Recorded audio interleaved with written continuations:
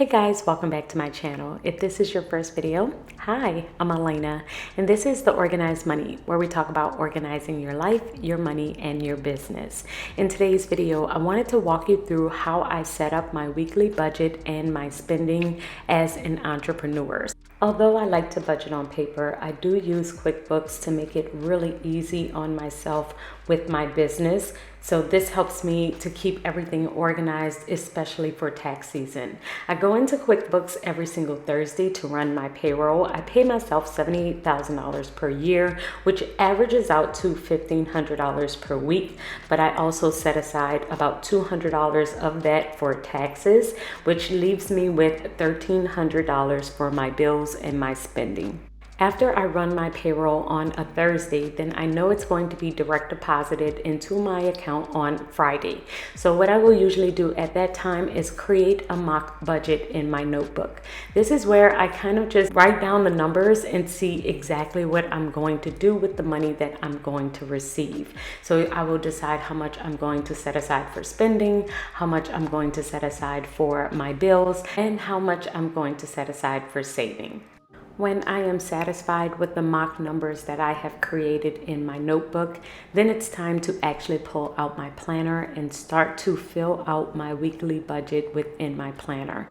My planner is how I keep my entire life organized. So I have multiple sections in here for each area of my life, and in the very back is where I keep my budget planner. So my budget planner helps me to stay on top of all of my personal money, and I will divide it up and check in with it every single morning to make sure that I am on track. I'm copying all of the numbers that were in my notebook over into my paycheck budget sheet. My paycheck budget sheet is my weekly budget, so I will usually check in with this sheet to make sure I am staying on top of my overall budget and I'm not going over budget.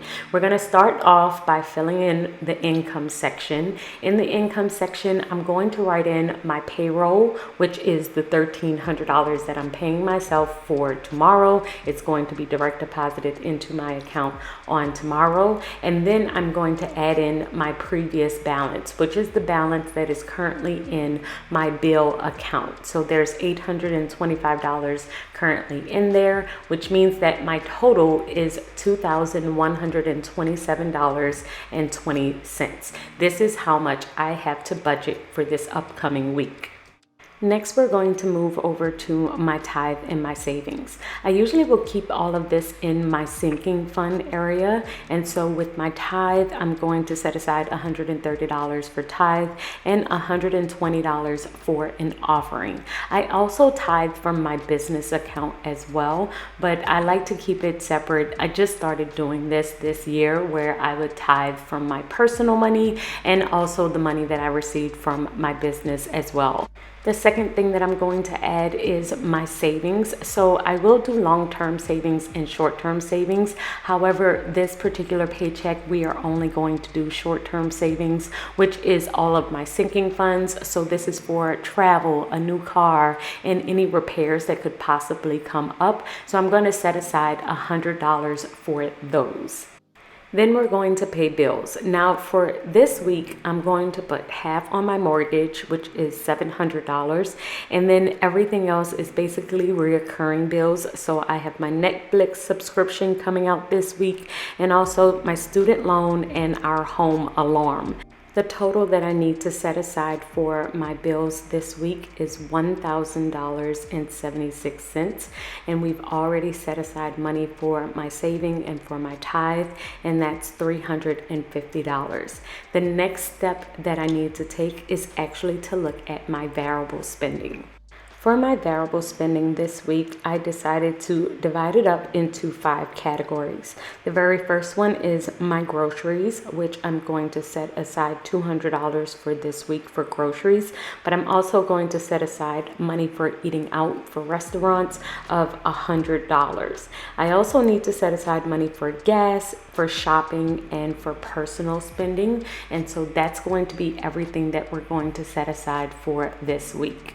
So then I'm going to check my numbers. This is where I can just check and make sure that I have enough money in my income to cover my bills, to cover the money that I'm setting aside for savings, and to cover all of the money that I'm going to spend for the week on food, groceries, gas, shopping, and other expenses that I have coming up.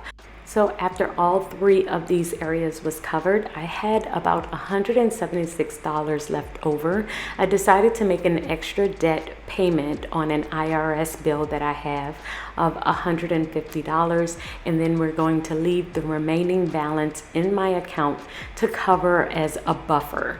So my next step is to decide how much I'm going to spend in cash and how much I'm going to put on my credit card. There are pros and cons to spending cash, and what I would do in the past is take out the entire amount, take out $600 and keep it in cash and use cash throughout the week. But what I realized is that sometimes I didn't want to have that amount of money on me and I would leave it at home, but then I would be out and about and I would need the money. So it created this system where it just wasn't an effective system for me. But what I decided to start doing instead is splitting up my spending and deciding how much I'm going to take out in cash and how much I'm going to leave into my spending account and use my credit card and just pay it off. So I just highlighted in yellow all of my credit card spending, and I highlighted in green all of my cash spending. So then that way I can go to the ATM and I'm going to take out about $260, and I don't have to take out the entire $600.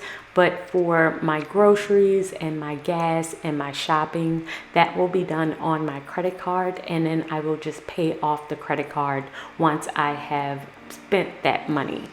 So after I have completed my setup on a Thursday, on Friday, I will go to the ATM and pull out the cash that I need in order to stuff my cash envelopes.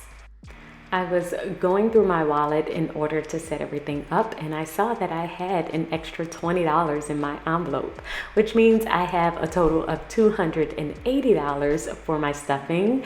And the first thing I'm going to do is just organize my bills. I like them all to be facing the exact same way, and I'm counting to see how much I have. We have $280 for this particular stuffing. I do sell these cash envelopes within my Etsy shop. I am currently out of stock, but I am hoping to have them back in stock by the end of the month. So make sure that you get on my mailing list if you are looking for this cash envelope. So my first cash envelope is for food. Now this is specifically for eating out, and we're going to set aside $100 in this envelope.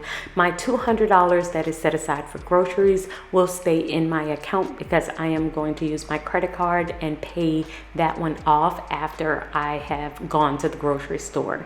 I'm going to set up a cash envelope tracker and just make sure that I add in the beginning balance so that I can just keep track of anything that I spend out of this envelope.